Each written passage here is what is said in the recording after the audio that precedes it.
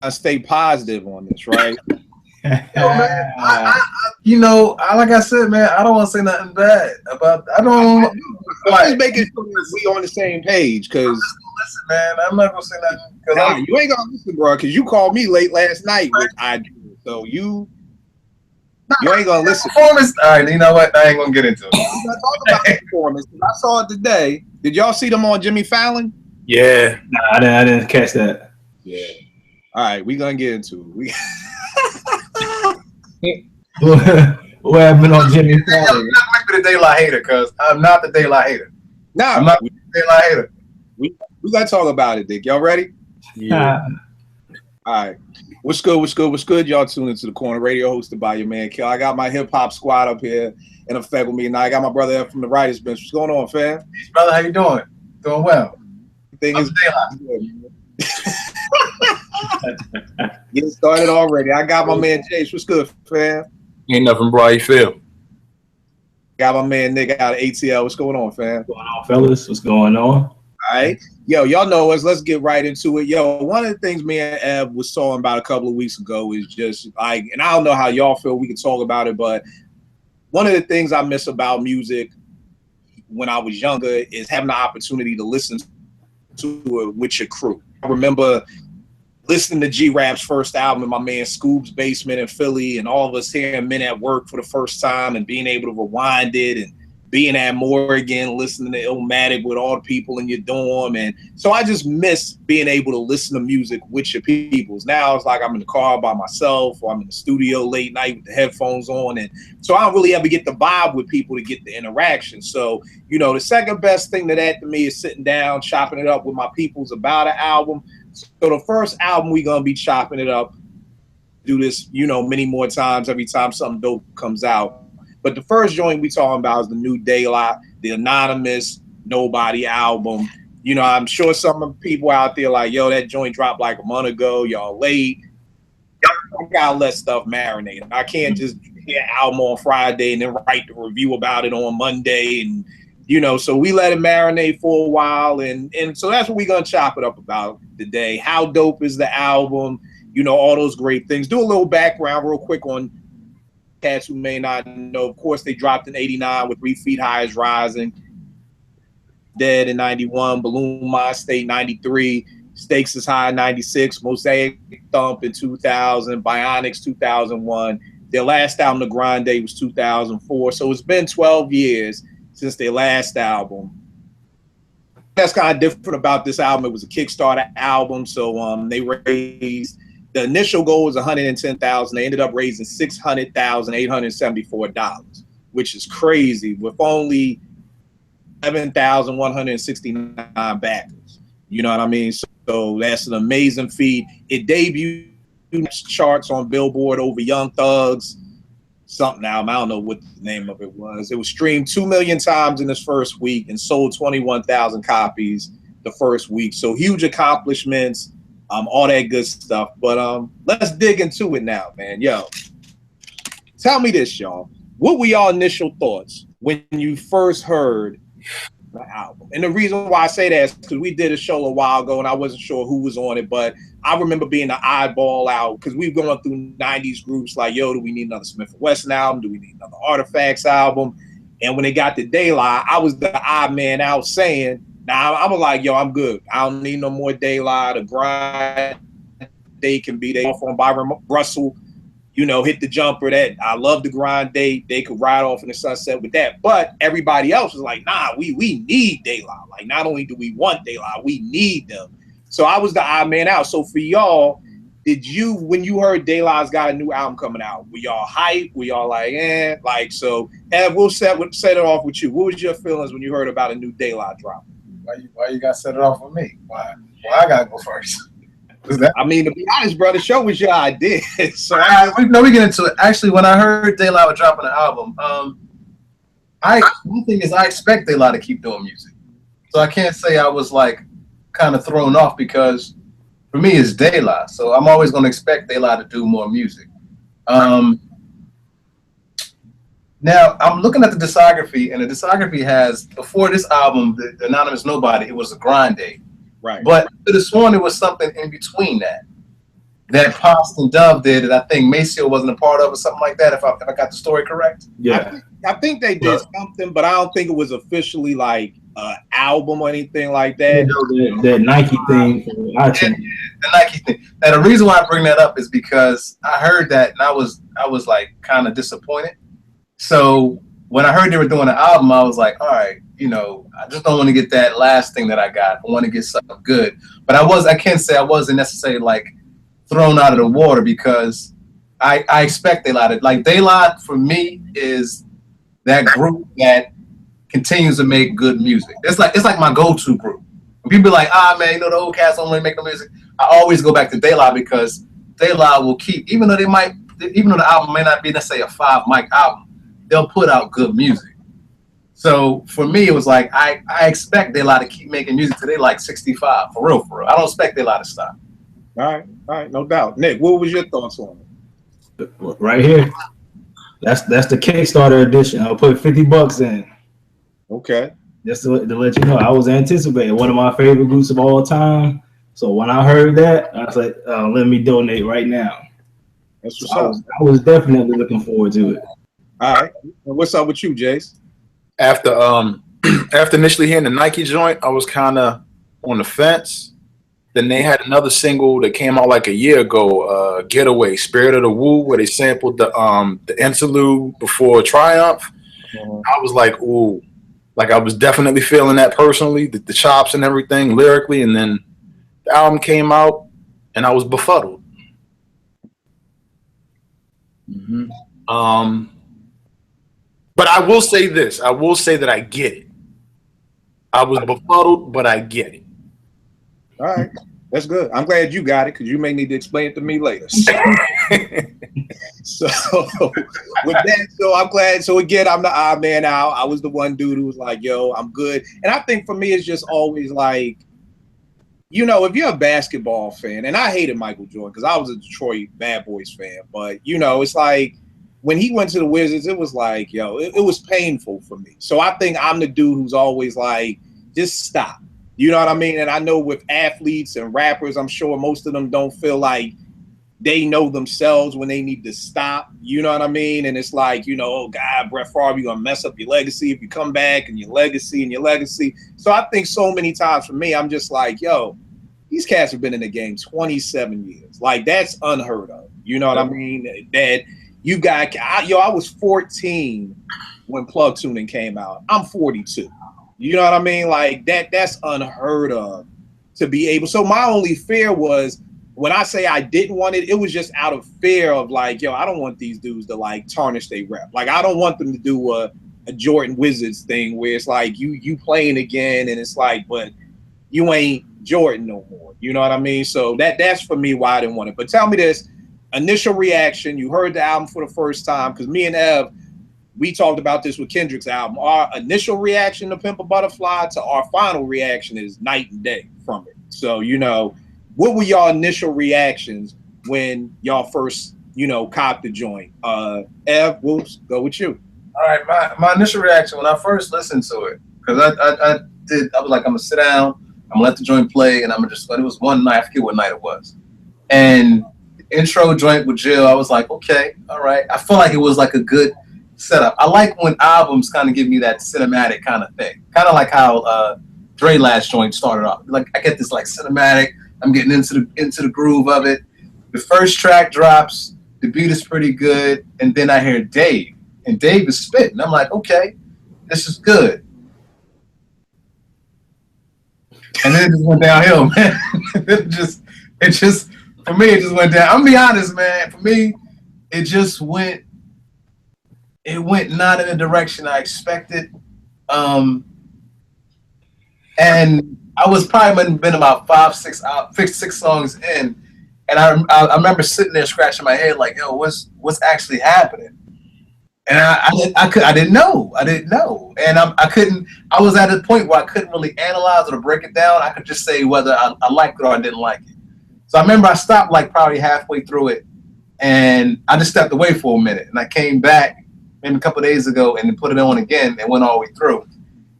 And I'm still like, I don't get it. Not that I don't get it. I didn't like it. I'm just gonna say I didn't like it. Musically, there's many reasons why stuff about it I didn't like. Musically, I feel like when you do everything live, there's a certain time and place for that. If that album would have released in the summertime, maybe the live thing would have appealed more to my psyche. In my mind, fall, I need some hard thump, and De La has that. I've gotten that many times from him. I gotten some real dirt shit from De La, so I know that like it's in there. But I understand the concept of how they put it together. Having these musicians come in and just play like how many hours of music, and then they sample that and put that together. But for me, the music lacked a little bit. I did like some of the arrangements, but that heavy bottom end, that dirt that I was looking for, I didn't get none of that. And the verses, man, were. Hold on. I'm gonna dig into you for the verses. We gonna come back. My bad. Because you the resident MC, so we gonna definitely talk about the verses. But Jace, what about you? First initial reaction, you're hearing the album. What do you got? Sonically, it was not what I was prepared to hear. Pretty much the same extent as Ev. Matter of fact, I think I hit you up that night, and I was like, But then I stepped away, much like Ev, and I didn't pay attention to the Peanut Gallery. I did not pay attention to the Peanut Gallery. I have to say this. There were a lot of people that were on it, I feel personally, on the strength that it was De La. I can't do that. Either I'm with it or I'm not. But I will say this. If you've ever been to a De La concert, this album was sonically all over the place the way their audience is. They have a wide range of appeal from being on tour with various groups from various genres, and I will equate this album to MTV in the early '80s, before there were commercials, before when the man was on the moon. Right. You could hear Run DMC, you could hear Twisted Sister, you could hear Greg Kihn Band, you could hear just about any and everything, and you pulling from all of these. And I was one of those kids that was watching all of this. Right. I could listen to all of it and appreciate it on some wavelength, some form, but it was not what I was prepared sonically to hear. Yeah. All right. Nick, what about you? Same thing, similar. Cause before I even put the money down, the only music you heard was the Wu track, like my man was talking about. And then they did a track with Nas, when Nas was on the hook. So that's like the only teasers you got. So I'm like, okay, now if this is what they're coming with, I'm all in. So I put the 50 down. Then, little by little, they start leaking tracks out. And I was like, I don't know, because I ain't feel none of the tracks they leaked out. It was about 3 or 4. Got the album. First of all, the guests. Are we going to do a different segment for the guests? Nah, you can chop it up about the guests. I'm looking at the guests, and I'm like, I don't know how this is going to work. You know what I'm saying? I know what they tried to do, because like my man said, the fan base is all over the place. And, they did the record with the Gorillaz in the mid 2000s. So he don't hear Damon Albarn from Blur and Gorillaz. That track didn't work. A lot of the joints they did with the Gorillaz was dope, but then they collab on their out, it ain't work. They got my man David Byrne from I'm a Talking Heads fan. That song ain't work. It just ain't work. And now Justin Hawkins, I don't know if you cats have ever seen this song. Jason. Look up I Believe in a Thing Called Love. Just Google that, YouTube. Why is this cat on the album? That's the most like, why is this dude on the, when y'all watch that video? Right, school me on dude. Like what is dude's back? It's like some silly ass rock. When you see this video, dude, you're gonna laugh. You're gonna be like, this is who? Justin Hawkins. The band is called The Darkness. Yes. When you see that video, you're gonna be like, why did De La do a song with this dude? That song didn't work. That's like the worst song on the album, and it's the longest. Oh, wow. This song like 7 minutes. Lord intended, yeah. No, the executive. What's that? I said, who's the executive producer on this album? Daylight I probably. think it's Daylight. Yeah. So Like real talk, it's probably like 5 songs that I like them here. All right. And my initial reaction was, I think, just like everybody else's. But no, you know what my initial reaction was? Oh, one more thing. One more thing. The best verse on this album is from the Hometown. That is a point that we're gonna bring up later. When we get on the lyric side of things, I think that's one of the most shocking things. Yes. We'll get into that. We'll get into that in a minute. For me, my initial reaction was when I heard the singles leak, I didn't like it. The joint with Snoop, which is there, and just to say, I copped the album. You know, I support De La. You know, went out, copped it. You know, but the first song, Pain with Snoop, when I heard it, I was just like, and the thing with De La to me is I feel like De La has really always been dope at their first singles. You know what I mean? Like when I heard Plug Tune in '88, I was like, yo, this is dope. You know, when I heard Ring, Ring, Ring to this day, it was like after school on a Friday. I went to my man Cool DJ Frank's house. He had a record pool. He was like, yo, here's the new De La. He put that needle on. As soon as I heard Ring, Ring, Ring is one of my favorite songs. Break of Dawn was crazy when it dropped. Stakes is High was crazy. So I'm used to De La having these singles that get me hyped for the album.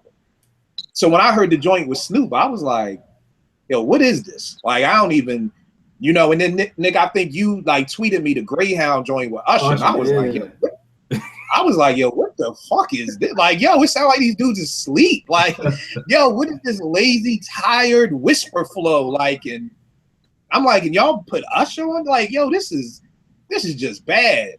Now, the crazy part is when I heard the album the first time, I was like, this joint ain't bad. And the reason why I can kind of flip it like that is because Pain to me is a good song on an album. It just isn't a good first single. Yeah. You know what I'm saying? It's like, you know, there are good songs that fit on the album, but they're not good singles. You know, I like Pain. I just don't like it as a single. I don't like Greyhounds any which way as a single song on the album, whatever. But I think because my expectations were so low, I was like, yo, this album ain't half bad. Like, yo, you know, these cats can still rhyme. I don't know why they whispering the whole album. And, you know, I'm like, is this a new style? Or are they just not inspired? Like, you know, what's the deal with that? But my first initial reaction was like, yo, this ain't that bad. But I think it's because my expectations were zero. So it's like, if you going out with a shorty for the first time and she like, yo, I'm gonna cook you dinner, and you like, oh, this shorty can't cook, and she make a grilled cheese, you're like, oh, this ain't that bad. Like, so even though I initially liked the album, it doesn't mean the album was good. It's just my expectations for a new De La in 2016 were probably so low that I was like, it's cool. Now we're gonna talk about how we feel about the album a month later, but Ev, you are the resident MC/engineer. I know you're a huge Pos fan. Pos is one of your favorite MCs ever. So we got to chop it up about the lyrics on this album. How do you feel about the lyrics? Did Pos bring it?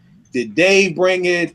What is this whispering flow? Jason, maybe you could explain the whispering flow. Is this a new style that MCs? I didn't get the memo. Like we whispering now. Is this the whisper song with the Yin Yang Twins? I don't know why everybody sounds so tired on this album. They all approaching 50. What happened? They all approaching 50. I mean, that could be it too. But I'm like, y'all gotta give me something, bro. You know, drink a Red Bull before you hit the studio. Something, bro. You gotta give me something. And then Av2, my second question for you: you're the resident engineer. Bob Powers mixed 6 of these songs. You know what I mean? I thought he did the whole album. He only did 6. So I also want to talk about sonically, how does the album sound from your engineer ears? But let's deal with the lyrics first. Ev, did they bring it lyrically on this album for you? Did Pos bring it for you? Not for me. I'll say this though. Lyrically, they remind me of this is my history with De La. 3 Feet High and Rising. I was a fan because it was a different style. They came with a whole different thing. It matched with their apparel. Everything was different. Their rhyme style was abstract. It was very abstract. And they've always been somewhat abstract. I feel like when they got into the Stakes is High, I think Stakes is High was to me the closest, like as far as lyrically, they didn't go so far out left field, but they still was like dope. Same thing with the artificial intelligence joints, Grind Date, still got some of that. For some reason, I feel like this album was a lot more abstract than I've heard them in a long time.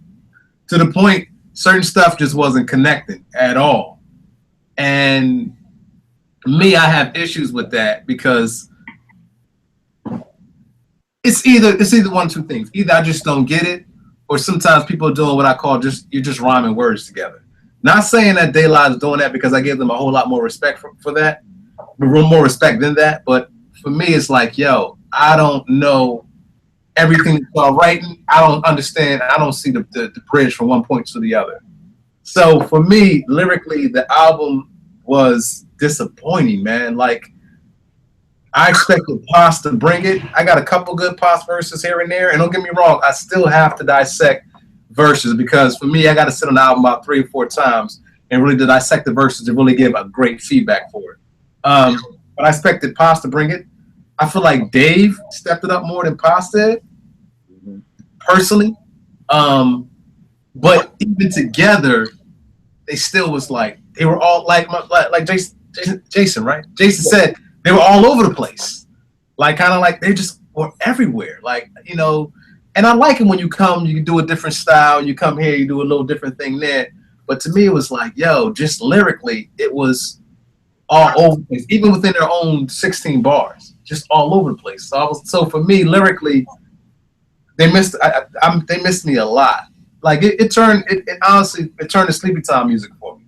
Like it got to the point where the albums put me to sleep. Like, yo, okay, it's not inspiring. As far as the mix, I can't say I have to listen to it again. I didn't hear. I mean, I'm rocking around with the little earbuds, listen to it while I'm on the train going back and forth from uptown to downtown. So I didn't hear anything that sounded crazy, but I haven't really played it. I haven't played it in the room yet like that. Like I think that night that I played it, I ain't really turned it up like that. So I really have to sit on it a little bit more to really say that, to really like dissect the mix. But I mean, but the thing is, with the mix, everything is live instrumentation, but it's not that much going on. It's not like you got these hard drums that you got to figure out how to balance out with this crazy ass guitar. Like it was just like, everything was just kind of like it's almost like it was a lot of like, not soft sounds, but just like a lot of like, soft sounds, like soft instrumentation type kind of stuff. Like I don't have a better way of putting it. So to me, it's not, I wouldn't think that trying to mix something like that is going to be that difficult anyway. Like not like when Bob Power was doing Tribe and you got these hard, 808 or MPC or SP1200 drums, and you got to make that work with this sample that has a whole lot of other stuff on, like static and vinyl shit on top of it, where you got to make all that balance out and still sound warm. But this one, I feel like it just sounded like empty space. It was a lot of space because the instrumentation thing about live instrumentation is, if it's minimal, it's not going to take up that much. Ain't a whole lot you got to do, in my mind. So for me, sonically, I didn't hear nothing crazy, but it didn't sound like it was too hard of a job anyway. All right. Lyrically, Nick, you want to talk about the lyrics? What you think about the lyrics for this? Lyrically, I mean, like Ev said too, me, because I still, it's not an album I can sit through. You know what I'm saying? So I can't say I've, like most De La albums, I don't listen to it by fucking 20 times by now. I'll probably listen to this album 4 times in a month, which is rare. But from what I did hear, I feel like Dave did his damn thing. Like Dave, it's like he don't have a ceiling. You know what I'm saying? Like to me, he just keep improving. You expect Pos to do so. Like, some of the verses was like, okay, it's cool. But I feel like Dave brought it for the most part. All right. Jace, we're not talking about the guests, right? We're just talking about De La. No. You can talk about the guests too. Now, as far as the guest spots, the 2 Chainz, man. Titty boy. I was happy he did that because people be clowning him. I was like, when he was Titty Boy with DTP back in the day. His name's Titty Boy? What? It's a long story. He was an only child. He was a mama's boy. It's a long story. Yo, That when he was with. Yo, Titty Boy. hold on. His rap name used to be Titty Boy? Yeah, back in the day. Yes, sir. When he was with Ludacris. DTP, Duffel Bag Boys. Yeah. And these young niggas want to know why us old heads hate Titty Boy. Like, oh, God. But he had bars. You know what I'm saying? But cats wasn't listening. Then he started clowning with the 2 Chainz, and that's what got him popular. Wait, did they call him Titty for short? Huh? What's this shit? What they call him Titty for short? Was it like, yo, did they just drop the boy every once in a while? He was just Titty? I'm trying to figure out. I'm trying to understand. Yeah, bro, I'm with you. When he said, I was like, whoa, hold tight. Whoa. Yeah, but I knew what that name Why was. us old heads don't get it no more. If you a nigga named Titty Boy, man, come on. Yeah. Trust me, that name had something to do with him not getting getting recognition because nobody gonna take you serious with that name. But Now, I was glad he did that verse. Now, 2 Chainz is related to dude from Organized Noise, right? No, actually, that's Future. That's Future. All right, my bad. You know me and the new MCs. I ain't up to date. All right, Jace, what did you think about lyrically on the album? How do you feel like Paz, Dave? How you think they did? If I had to compare them, Dave at this point reminds me of Ghostface as far as progression. And Paz at this point, I would equate him to, I'd say Meth. Nice. Nice comparison. But 2 Chainz surprised me. I was honestly, when I first saw he was backtrack. This time a year ago, 3 or 4 of the people that are featured on this album were down there with De La before Fife passed at A3C and linked up there. Pete Rock, Usher, 2 Chainz, and I forget who the other person on the album is, but they were all down at A3C this time last year when De La was down. I think that's how a lot of people came to get features on the album. I could have done without Snoop. I felt like he was trying to be abstract and it didn't fit. The song itself I thought was cool. The bass line was dope. I thought that the bass line caught me. But it was simple, much to the same as Ev said. But lyrically it was okay. My favorite joint on the album is the Pete Rock joint. I listen to that on repeat. The Knock. That to me, that was the only song that really knocked on the album. That and Trainwreck. All right. Trainwreck. Yeah. And for me, same as everybody else, I felt like it dope analogies too with the Wu. I was thinking Mobb Deep. Like I remember there was a time where Havoc kind of surpassed Prodigy, and that's what I was kind of feeling on this joint. Was like Dave. Like from the door, from Royalty Capes, like Dave just came in, and I felt like it was just like the Dave show. Like, you just woke up one day and Havoc was better than Prodigy. Like, I don't know I can't tell you when it happened, but it just. I can tell you when it happened. After Summer Jam is when it happened. So as soon as Summer Jam happened, Jay-Z, that's when it happened. But that's kind of how I felt. Like I was like, wow, Dave is really bringing it. And I think Paz, I actually wrote down the rhyme. Paz said something. He said, not always a good thing. You can lose the love of your life through the lifetime of love on tour. I didn't mean to be a whore, but my hormones had me screaming and wanting, screaming then God for me. And then he said something like 2 words, I'm mortal, but the fans slide them together, move the apostrophe, and it becomes immortal. So I felt like that was like the Prodigy I was looking for, but I mean, not the Prodigy, the Paz. Yeah, I was looking for. But what happened? No, I said he still got it. He just. And that's the one verse that stood out to me in the whole album was that particular verse right there. Right. And I think my problem with that song is that's the joint drawn with Little Dragon, and like they don't rhyme till like the last minute. You know what I mean? And it kind of bores me to death. Like You know what I mean? Like the funny thing, and we'll get into this on the beat aspect of the album, but there's so many songs I like, but I just want to take parts of them. Like, you know, it's like if we could dead the first 5 minutes and just give me the last minute, that's the song. Like call it a day, or you know. So but I think it just, again, they just sounded so uninspired to me. Like it didn't sound like, I would only assume that if I've been in the game 27 years and I just raised $600,000, number one, I'd be hyped as hell. I'd be buying out the bar everywhere, you know, but I would just be so hyped to make this album, especially because the fans paid for it. You know what I mean? So I would just, so, you know, the fact that they 50 or the fact that they old or whatever, I would just think like, yo, we got the oomph, like, yo, look at, we raised all this money. Like, yo, let's go all in on this joint. And I just felt like again, the Greyhound joint, it sounds uninspired. And the weirdest part is this album sounds like a label made you do. Like, that's what I got from this album. That it's like, yo, y'all owe us one more album. And it's like, all right, come on, y'all. Let's just do this one more album to get out this deal and be done. And that's what it sounds like. And it's the total opposite of what's happening. You know, like, this is De La with 600,000, you know, almost a half, you know, over $500,000 of money to do whatever they want.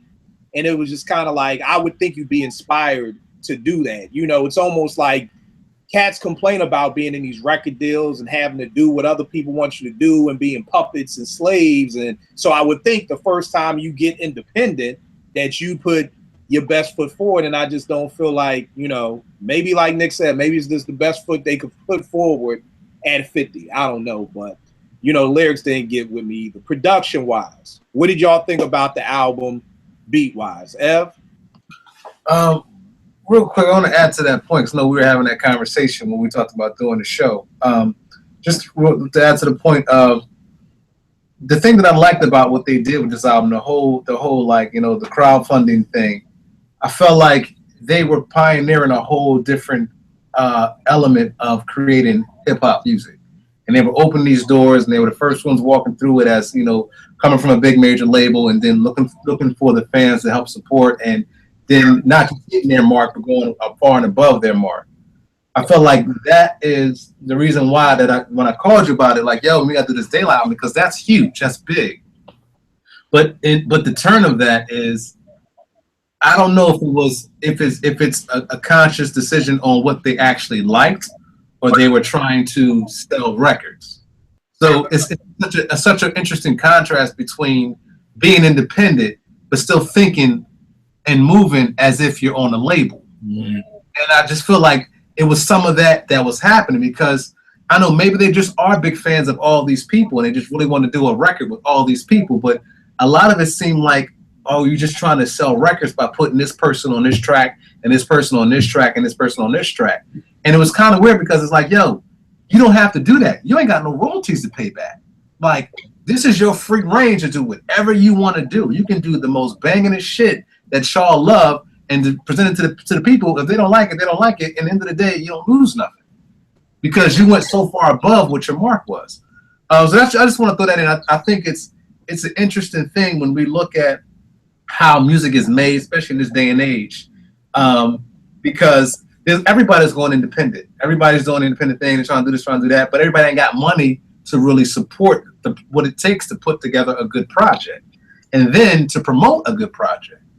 So I just feel like, you know, I really wanted to tip my hat to them for doing that, but I just have so many questions as far as like the progression of going through that creative process and then coming out with what they came out with. As far as, you know what, that's a dope point, because I think even with myself, I get so caught up in your independent that you can do what you want, but then you bring up a great point but you still want to sell records. Mm-hmm. Well, I beg to differ, and I only say this, guys, because if you check their discography, who they've chosen to sample, their samples have been from all over the place. I really think it was a choice. You know, the hard part is, and Ev, I have a question about that. Who did they? Because I haven't read the credits at all. Who did they choose to sample? Well, not on this album. I'm talking about in the past, but like right.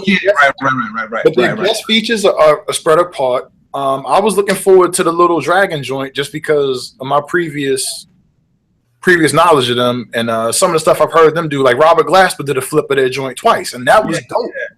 See, but the Little Dragon joint to me made sense. Like, oh, I can see De La doing a Little Dragon track. Mm-hmm. It was the Usher one. I was like, Usher? Usher was at A3C last year, and I think that's how that came about. Hmm. Yeah, I think the money made them go that route. Like if they wouldn't have gotten that much in the Kickstarter, I think we would have got a more creative album because they would have had less to work with and less money to pay these bigger acts. Yeah, Be Wise to me, this album. You know what? I'll go last. I'm sorry, Ev. I stopped. My bad. No, but that was a dope point that you brought up. That even though you're independent, the goal is to still sell records. I think I'm just always. No, that's not what I'm saying. I'm saying for them, it was interesting because they were independent, but I feel like they still thought with a major label mind state. I don't think they necessarily needed to sell a whole lot of records because what was their mark? What mark was they trying to hit? They was trying to hit 110. And what did they get? 600,000. It's like, yo, you ain't got to sell shit. You good? Like, you ain't got to sell. You got enough for your budget. You got another almost 500,000 on top of that. You good? That's you all right. You doing all right. I mean, still do something good. You still want to do music for the people, but there's no pressure to sell records. Like that's what I'm saying. Like they really didn't have pressure on their back. Like, yo, all right, we got to recoup this. You ain't got nothing to recoup. But as far as I don't mean to go so far off track. As far as the music, I did like some of the arrangements. I did like what Bob Power did as far as bringing some stuff in. I liked how some of the stuff went, but musically, as far as what they chose, it's when people do like a hip hop album and it's all instruments. For me, for my ear, it doesn't always connect. You got to have some boom bap in there somewhere. And for me, it sounded like hip hop love ballads.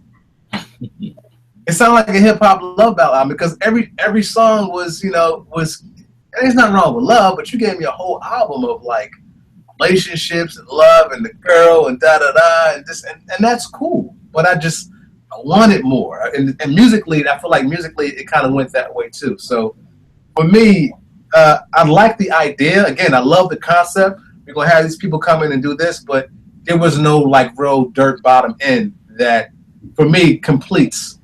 That's my ear. That's what I was looking for.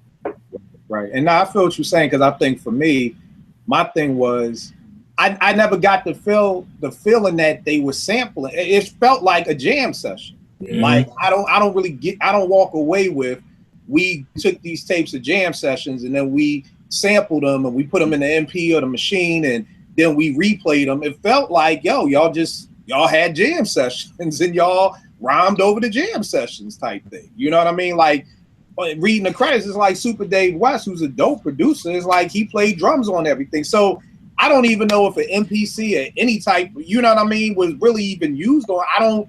Like you said, I don't get any dirt from this album. The only song that I really got a boom bap feel from is the joint called Snoopy's, where the song starts off quirky, but then it like changes and it goes into this like, then I get my like little head bob to it. And then it goes back to the quirkiness. And then it's like, okay, then that brings me back to my like, dun, and I'm like, okay, this is the De La I wanted.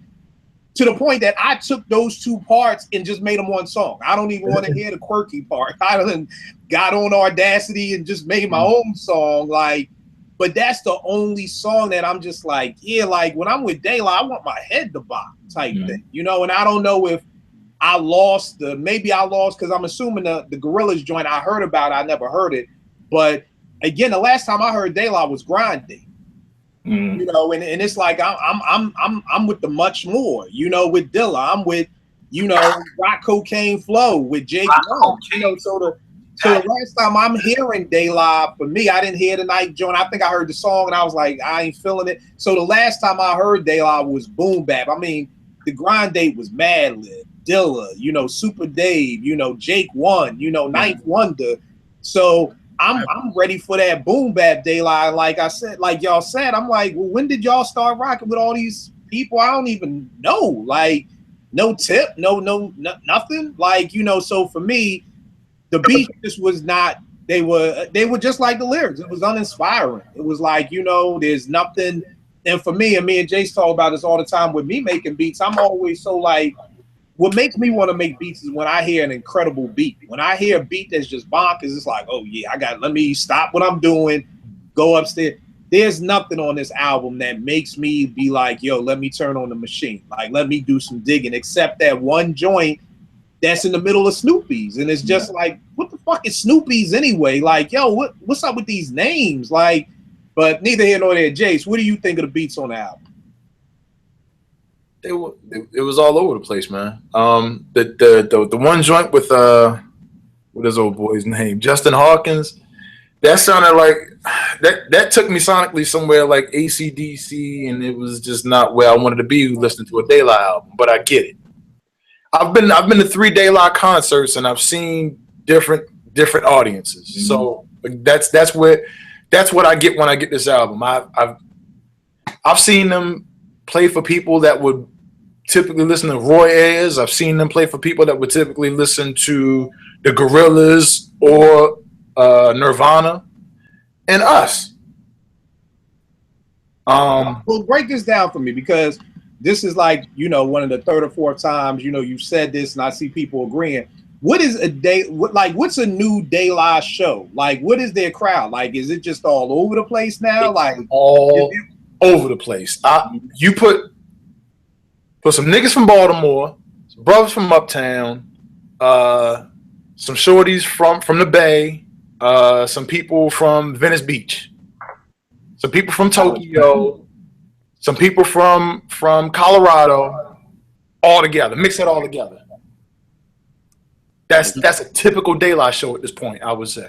Because I mean, and the reason I asked that is because maybe that's explaining to me why this album sounds like that. Because again, you know, last time I heard De La was Grind Day, and that's 12 years ago. So I don't remember a De La show back prior to the Grind Date seeing such a diverse crowd of people where you would have all these, you know, people on the album. So maybe that's now making sense to me, because now you've got to try to appease the new people, and your core audience isn't the boom bap, you know, community anymore. So that's the reason why I asked that. So that makes a little more sense to me, that you're saying like, yo, their crowd is so diverse. Mm-hmm. You know what I'm saying nowadays. Nick, what did you think of the beats? Yeah, like going off of what he was just saying, like 2005 is when they did that Gorillaz joint, and that opened up to a new audience.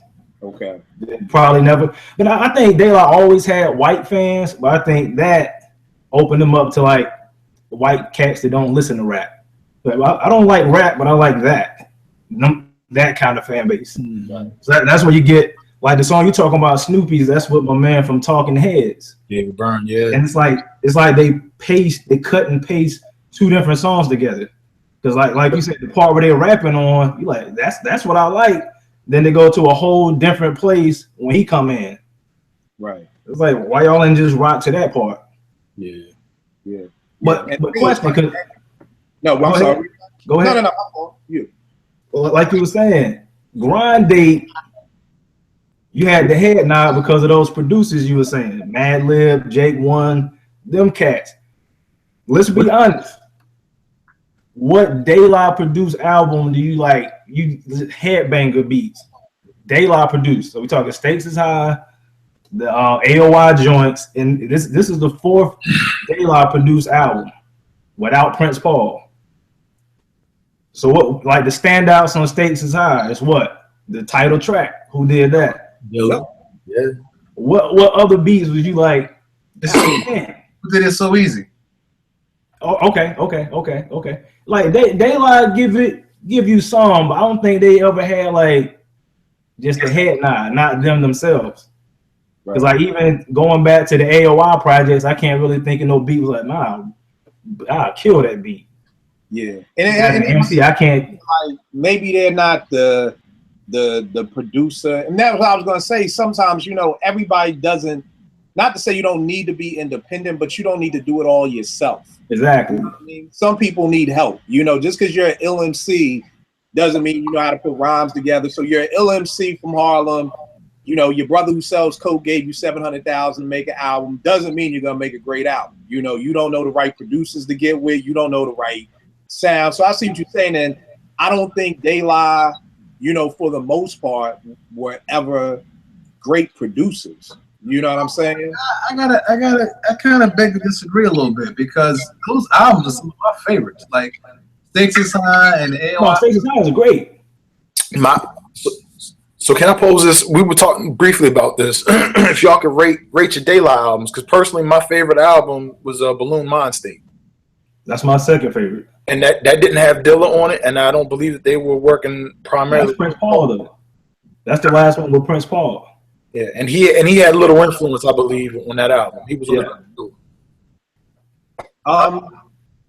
Nick, what's yours? What's your De La? Your top three? Balloon. De La Soul is Dead is 1. Balloon Mind State is 2. Stakes is High is 3. 3 Feet High is number 4. And Ev, what's your top 3 De La? Stakes is High, Balloon Mind State, and maybe De La Soul is Dead. All right. And for me, it's De La Soul is Dead, 3 Feet High and Rising, and then probably the Grind. And I think for me, kind of what like Nick was saying, not that I didn't love Stakes is High, but of course the Dilla stuff. I don't think me personally been a big fan of De La's production when they're doing it. 3 Feet High and Rising and De La's Dead was Paul. Pieces of De La. The Grind Date was kind of like everybody, which is why I think I like this album. I don't think a lot of people really have the skill to produce and rhyme on their same album. You know what I mean? But that's just for my ears. That's why I think I enjoyed the Grind Date so much because Rock Cocaine Flow, like that, De La's not making it. And that may be like as far as hip hop, that may be their biggest song, like that they close shows with and that shit down. Like De La's not making it. I love Much More. De La's not making much more. You know what I mean? So for my ears, the stuff that I love from De La, they're not making. Not saying that the stuff that they make is whack, because the business with Common, I want to say, De La, which was dope. So again, don't get me wrong, like De La can't produce. I'm just saying for my ears, my favorite De La songs are 9 times out of 10 gonna be joints that they didn't produce. Stakes is High to me is one of their dopest songs, and they damn sure ain't produced that. You know what I mean? So just for me, but I was kind of shocked, like reading the credits. I'm assuming the Anonymous Nobody is De La. So when it's saying produced by the Anonymous Nobodies, it's them. That's them. And then kind of back to what Ev was saying earlier, I would like to hear the jam sessions, because what they came out with, it's like that's what y'all was jamming to. Yeah, gotta be more than that. Yeah, and then especially when they said they had like over 800 hours of music or whatever, it's like, okay, well, but all right, well, tell me this. It sat for a month. What is your ending reaction with the Anonymous Nobodies? How many mics do you give it? Ev, what you got on? Anonymous mics.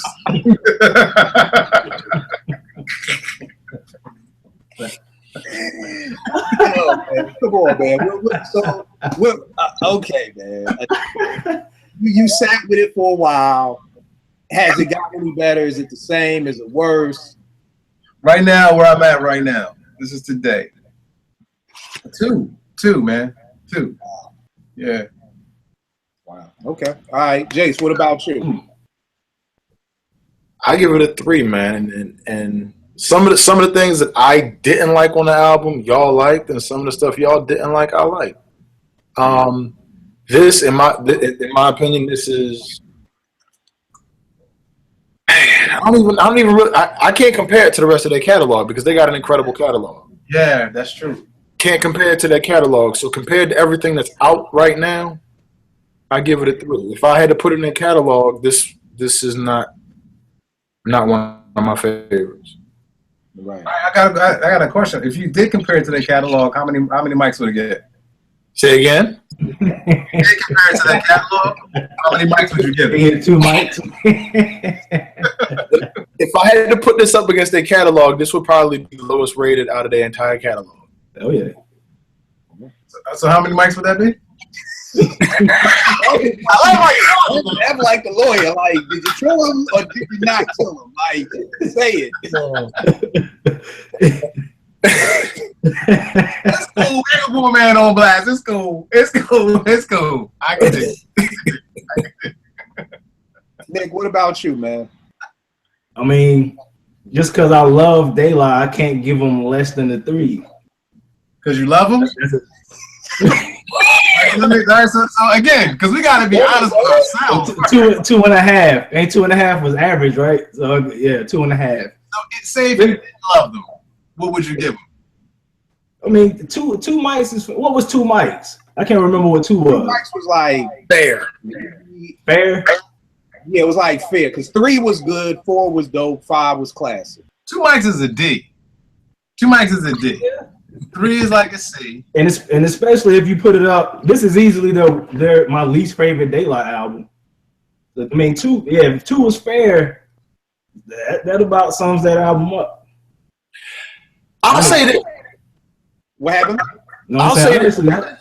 2 is kind of This is my least favorite album, but I personally think because of where we are in hip hop today, this is probably their most important album, and it is the most important for the culture. I say that I was about to say you got to break that one down, bro. this in their catalog, this is probably their worst album. But they are showing you at their point in life, 40 approaching 50, compared to the rest of MCs doing it today, a lot of dudes that are in their 20s can't mess with them. And we're talking. The 4 of us are people who know their catalog fairly well. Would y'all all agree? Yeah. Yeah. The average 20-year-old is not going to get any of their albums, let alone this one. And this one would put a lot of people in the industry today in their 20s trying to do it to the test. I think lyrically. Production-wise, maybe not so much, but lyrically, it would put them to the test. And to be able to do that approaching 50 with kids in college, doing other things, that's saying something to me. This is a good legacy album. You know the hard part for me with that is that I feel like we're giving them the asterisks. Like we're giving them you're old or your hamstring is full. This is Patrick Ewing when he played for Seattle, not Patrick. Grandpa, all right. Olajuwon when he was on the Rockets. This is Akeem Olajuwon when he was on the Raptors. And it's like, well, then retire. Like that's my thing. Like that's why I didn't want the album because it's like I can't give you the asterisks that you're 50, you got kids in college, you got fibromyalgia. Well, then stop producing. Like I'm not gonna lay back like, yo, my beats ain't hitting because my hands hurt, so I can't hit the pad. Like, no, if I can't hit the pad, then stop producing. So me personally, I can't give you the asterisks because you old and you want to keep rapping because your daughter just graduated high school and she want to go to Harvard and you need that 50,000 a year. Like I can't give you that. Well, come on, kill, Akeem, what he did in 94, yeah, but it's 2016. Like, bruh, like when Steve Nash wanted to keep playing for the Lakers for that extra $1 million, like, we knew Nash wasn't going to play and he was stealing money. Like, I'm never big on athletes stealing money, so I can't be big on hip-hop artists stealing money. Like, yo, if y'all ain't want to do this album, y'all should have gave that money back to everybody. Like, yo, just give us the 100,000. We gonna make the album. Y'all keep the rest of that. We gonna keep it moving. But if you ain't take my 600,000, goddamn it, y'all better give me a banging ass album. I don't care if you're 50. I don't care if you got cancer. I don't care what's going on. Don't take my money if you can't show and prove on the mic. So Kill, how many mics? That is, as unhappy as we are with the album, they love that shit. Which is amazing. They are proud of this album.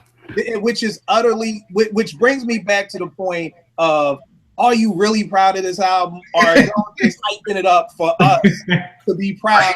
You know what? This goes back to something me and T always say. We'll be watching a movie and the movie gets bad. And I'm always like, yo, did the actors know? Like, that this movie was gonna be bad? Like, did you get halfway through the filming and you kind of just knew in your heart of hearts, like, damn, I shouldn't have took this role? Because my fault. Go ahead. I'm just wondering, like, you know, are y'all, because they can't come out with the finished album and be like, damn, y'all, this sucks, man. That's what I was gonna say. They can't take all that money and be like, yo, I ain't really feeling that shit. Like, you gotta be like, yo, this is the best De La ever. You know, if they come out like, yeah, sorry, y'all, we took y'all $500,000 and, you know, screwed it up. You know, so I wonder if they're really, really, really proud of this album. I mean, they can't tell you if they are, because you can't have nobody to blame it on. See, when you got the label behind you, can always throw the man under the bus. You can always throw your A&R under the bus and say, oh, well, Puffy wanted me to do this, and, you know, the label, and Jimmy Iovine called me, and, you know, I didn't want to use Snoop, but they put Snoop on me. There's nobody to blame for this one but them. Ev, to answer your question, how many mics do I give it? I'll give it 2.5.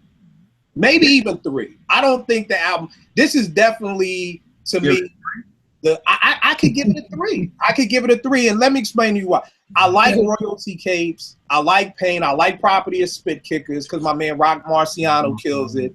I like the Peak Joint. It is kind of slumberish. I saw him on Jimmy Fallon. I'm like, is anybody awake? Like, is Quest awake on the drums? Is anybody moving to this song? Because it's just, God, it's so tiring. I feel like Estelle sings like the whole song. Like, I felt like she sung the chorus 5 times before Posse even got on the mic, and then she was back again.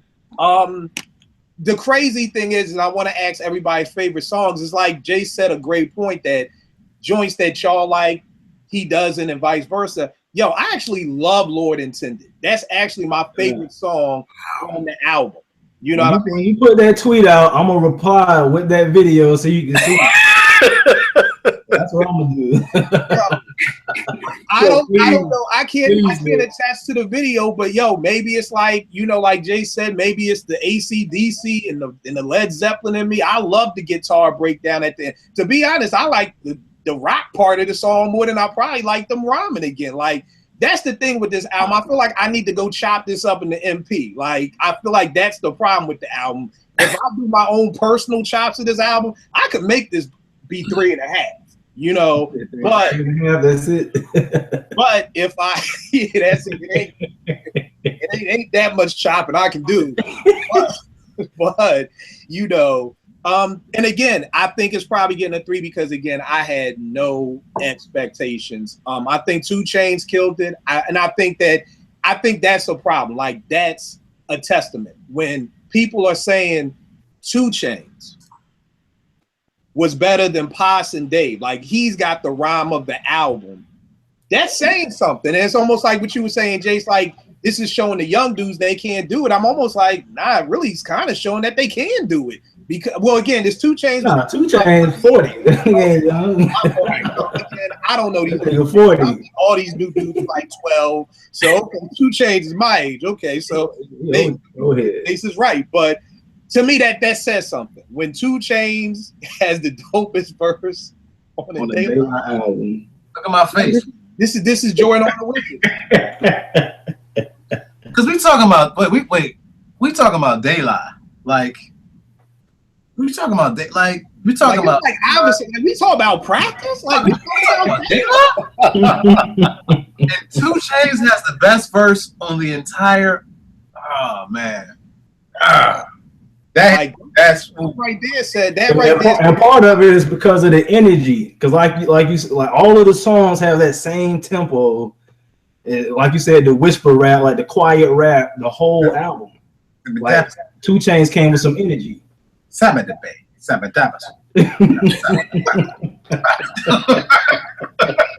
I'm gonna stop. I'm done. Because I love De La, man. I'm disappointed, man. I'm disappointed. That's just it. And here's the thing, y'all. Here's the thing that I think that's where we got to be. I think one of the reasons why hip hop got so bad because everybody started becoming yes men. And it's almost like, yo, we can't say Daylight didn't do a good job, or we can't say KRS needs to stop rapping, or we can't. Yo, it is what it is, bro. You know, I mean, I respect your legacy wholeheartedly. I tell Jordan in a minute, yo, stop. Like, don't do it. Don't come back. Don't. Yo, just stop. Like, you know, we got to get to that point. And then also, I know it's going to be people out there who are going to be like, look, y'all ain't letting artists grow, blah, blah, blah. I know it's coming. It's going to be a comment. Y'all don't want people to grow. It's more than boom bap. Yo, I love Outkast. I think they're the greatest group ever. So don't nobody ever come to me about people need to grow. And I will let you grow as long as it's dope. Yeah. You know what I mean? That's the key point. I will give you all the room for growth that you want as long as it's dope. And I don't know nobody who I've given more room to than Andre 3000. You know what I mean? As long as it's dope.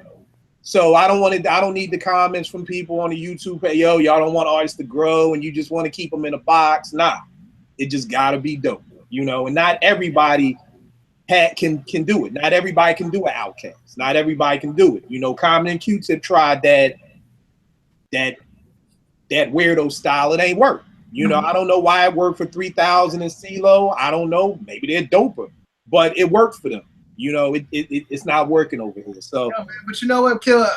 Even though this joint is kind of butt, I still want another Daylight out. Okay.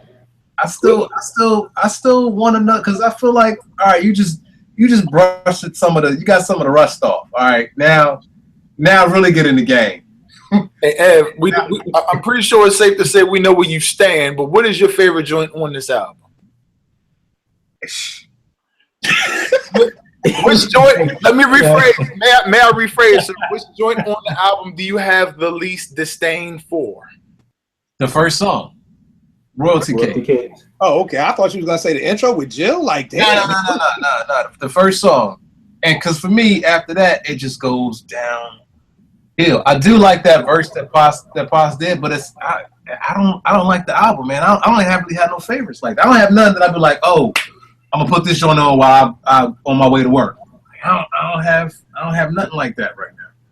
And Jace, you said yours was the Pete joint, right? I like the beat to the Pete joint. All over though, I would have to say Trainwreck. Trainwreck. The one joint that I want to grind on that coffee bean that sticks out to me. I say that to my wife all the time walking around the house. You know the funny thing with Trainwreck, I think that's the joint that reminds me of Shopping Bags. Yes. Right. So the problem with Trainwreck is every time it comes on, I just want to go hear Shopping Bags. And then I take out that and put it. It's almost like Action Bronson. Every time I listen to Action Bronson, I'll be like, after like 2 songs, I'm like, I want to hear some Ghost. I never get to an Action Bronson album because I'm like, I put on Ghost. That's what happens with Trainwreck. As soon as I get the Trainwreck, I take the CD out and then I go to Shopping Bag because it sounds so much like a broke. It's almost like how, you know how like a Lorenz Tate got his other brothers act? They broke versions of Lorenz Tate. It's almost like this is a broke version. We're going deep. We're going deep. We gotta wrap this, yo, because we about to go deep. My bad. All right, Nick, what's your favorite song on the album? Well, Royalty Capes. I like the Houdini. Yeah. He is dope. Houdini is dope. I guarantee you, when I send you this video, you're gonna hear that song different. When you see how silly this dude is, you're gonna hear that song different. All right. Now, like F said, he wants another Daylight album. He thinks this was getting the rust off. Jace, do you want another Daylight album after this? I don't know. And I'll tell you what. I could do without another album, but I could do a concert all day. All right. And my man JR said that once when we was doing an R&B show, and he was like, you know what? Everybody doesn't need to do a new album. They could just do a show. They could do a tour. Yeah, you got enough music. Yeah, you know, so I definitely could agree with that. Nick, what about the songs of this album? Just don't do this album. Just don't do this album at all. Okay. Just don't even go to it. Okay. And Nick, it's kind of like when Tribe got back together, because Vic tells the story the best. Tribe gets back together, and you know, Tip's doing his joints, Fife does his joint, and they're like, Shaheed, do one of yours. He's like, fuck y'all, man. I ain't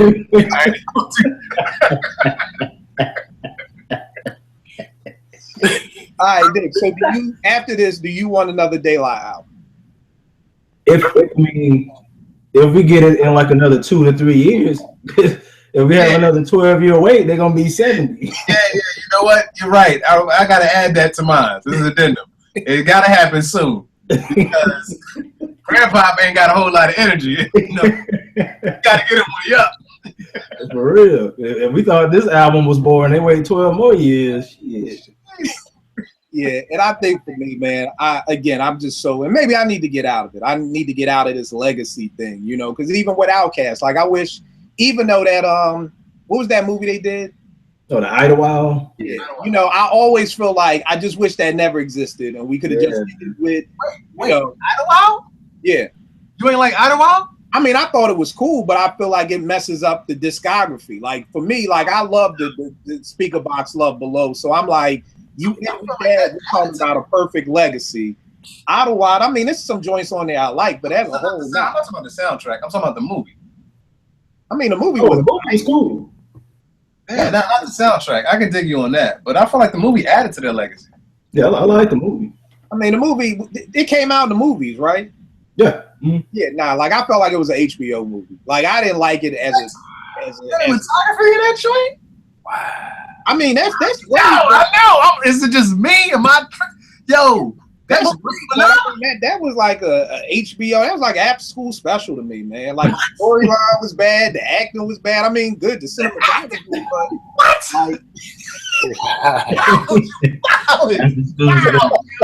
Like, like that's something that came on HBO after, you know, what's that show with The Rock? What's that called? Yo, I'm bugged out right now. Like that could have came on 11 o'clock on a Sunday night on HBO. That is the best movie any hip hop group has ever done, ever. I mean, that ain't saying a lot with the Fat Boys and Disorderly. But to me, I feel like that movie should have got nominated. The cinematography alone should have got nominated for what, a BET award? Oh, dang. Oh, you know what? I would say you hating, but you love Outkast. You love Outkast. I'm surprised you say that. It don't matter, man. My man got at me like that. Like, yo, man, how you gonna diss the new Steph Curry sneakers? You like Steph. I'm like, I don't give a fuck if I like them. Them sneakers is whack. Idlewild to me, that was an 8. That could have came on Stars. That could have came on after Power went off, man. Oh. Wow. I'm shocked you liked it so much. Yo, I love fucking Idlewild. I thought it was I thought it was an amazing film. Amazing. Like to me, you do a film like that, an all black cast, and it's just to me, I thought it was just so well done. I think the only reason why it didn't get any nods is because it was all black cast. I think it didn't get no nods because the acting sucked. I mean, geez. I mean, yo, Big Boy didn't even. I mean, nah. What? I'll be the odd man out, man. I didn't like. I thought the storyline was whack. I thought the acting was whack. I hate Terrence Howard. I wish he would just go off into the sunset somewhere. Hey, you ain't gotta talk about Terrence like that, man. That ain't. I'm so tired of Terrence Howard. I can't take it no more, man. I just. Man, I mean, that's all right, F. Don't worry. When he put that tweet out and I tweet this video, you're gonna have that image. Every time you hear that song, you're gonna know that's who's singing that part. All right, so y'all all want New De La, prayerfully. Now you're saying that as far as you want the boom back, right? Because that's all. Yeah, I feel like if they had another one right behind this, then they'd be like, oh, you know what? Let's do that shit. Let's get into that dirt shit that we do so well. You know what I would love to see? I would love to see, because I don't know if y'all peeped the documentary that Mass Appeal did with the De La Soul Is Not Dead, but I would love to see them back with Prince Paul. That would pique my interest for me to want to listen to another De La album. Right now, if De La dropped another album, I probably wouldn't even check for it unless one of y'all or somebody was like, yo, you gotta hear this. I probably wouldn't even listen after this. It would need something to pique me, to pique my interest. So, and then that Mass Appeal documentary, what happened? I just want to throw something in there real fast. This is slightly off topic. I feel like, because they 50 now, right? Close to Chasing it. I feel like the hip hop community, everybody, the same way we pay taxes and we pay into our retirement, I feel like this should be like a $3, $5 tax on everybody check. And it should go to a hip hop retirement plan because I strongly feel them cats been doing music for this long. They hit 65, they should have retirement package. Kool Herc ain't got no royalty check. Kool Herc ain't got no retirement plan. Exactly, but that's what I mean. I feel like they're going into that era of our hip hop pioneers who get older and they wind up broke. And people are going to write stories about them. They're going to do movies about them 10, 15 years from now. You make a lot of money off of them. But while they're here today, I feel like, these cats need, they should have retirement package, especially because De La's been working the whole time. Yeah. They've been working the whole time. So I'm like, yo, these, but that's just my little 2 cents. That's my little 2 cents. Because I'm serious. Like, make music until you're 65 and then retire. All right, tell me this, because you would know, because you've worked on some big projects. Did they spend all $600,000 on this? Hell Yo, man, I don't know about 600,000, but all their guest appearances, they paid some money for them dudes. Yeah, Snoop and Usher. Everybody knew how much money they had, so you can't even lie about your budget because everybody knows. So I'm sure, I'm sure Usher ain't come for no chump change. I'm not saying that they killed them, but it seems like it was well done. I don't know how much. I don't know if that budget for the guest appearances was already made when they decided how much money they needed. I don't know how that all worked out, but I feel like I don't know about 600,000, but I wouldn't be surprised if it was 2, 3. That's my thing with Kickstarter. They made 600, but they could have just spent 200 to make this album, correct, and just pocketed the other 4, right?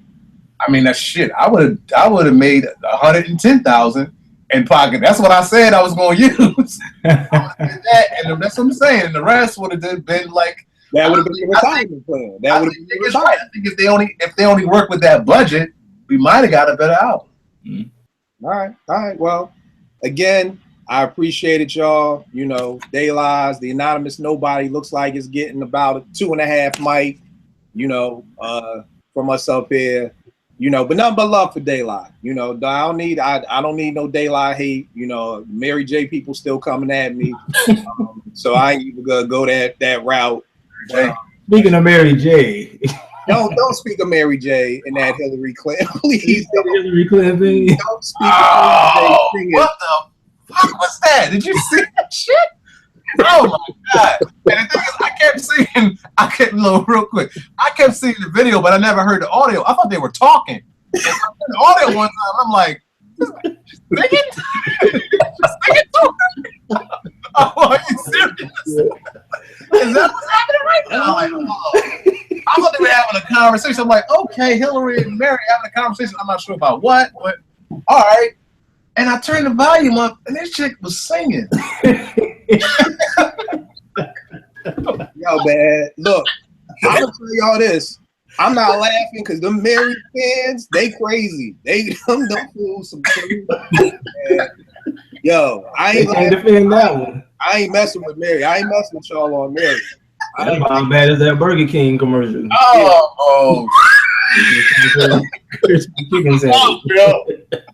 Oh shit. All right, we gotta get this together. We can't do De La and Mary haters. We can't do all this. Mary, but damn, come on. I want to know whose idea was that. Like, yo, I want you to sing your questions. It just shows you how bad this election is getting. Like, could you imagine Common like Common with Barack, like, yo, when I'm on the flight in Chicago, yo, like, yo, that would never happen. But it's a bad day. That is not what's the 411 Mary right now. So, she's going through a divorce, so let's just keep her in our prayers and, keep it moving. Nick, give them all your stuff on Twitter, man. Only one way to win, 79. That's me at Twitter. That's the Twitter handle. All right, Jace, what's your joint, man? At Jerick Tyler, at JerikTyler. Eb, you lied to us the last time. You said if we start putting you in song of the day, you gonna reply. You ain't reply one time. Look, I seen the joints coming through, right? I need Twitter. I need Twitter help, guys. And I'm in IT. I need Twitter help. I'm not gonna do that. I don't understand this shit. I'm trying to watch the whole thing. I want to see the whole. I gotta look. Something wrong with my Twitter. It ain't coming through. Right? I'm like, this nigga lied. This nigga like, add me to the list. I do it. I seen it, and I was like, all right, I'm gonna reply, and I'm like, well, who the fuck am I replying? Like, it just wasn't working right. I couldn't see all of the different categories. Something wrong with Twitter. You want me, Kevin Hart, the way my checking account works, the way my Twitter account work, I'll move things over for me. Look, keep me in there. I'm gonna figure it out. Okay. I'm gonna be there. All right, cool. You gotta watch that video tonight. Yeah. Send it to me. Send it to me. You already know what it is with me at Kill889 on Twitter. We'll make beats for food. I check y'all next week, man. Peace.